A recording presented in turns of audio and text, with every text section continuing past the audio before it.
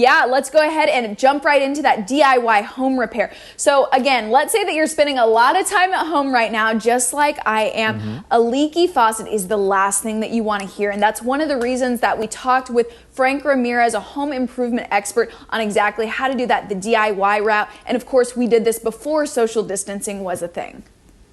Drip, drop, two sounds that you do not want to be hearing late at night when you're lying in bed, and it all goes back to a leaky faucet. But how the faucet is actually made, that's actually really key here. Yeah, so that's actually a huge deal, right? So everybody probably recognizes this. This is the shower handle that you turn your shower on and off with, right?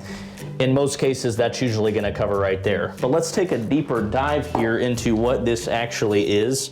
So this is your valve, okay? What's really important whenever you're installing a new shower is you want to replace your valve and use a valve that has ceramic plate seals instead of rubber seals. What happens with hard water is that hard water actually causes the rubber seals to be brittle and break, therefore allowing water to pass through the valve whenever the shower is turned off.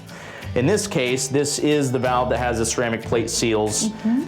So when you turn it on, that will allow the water to come up through the shower head, and then when you turn it off, those ceramic seals will prevent that water from passing through, and over time, they're not affected by the hard water. Okay, Frank, and we're looking at something green on the wall.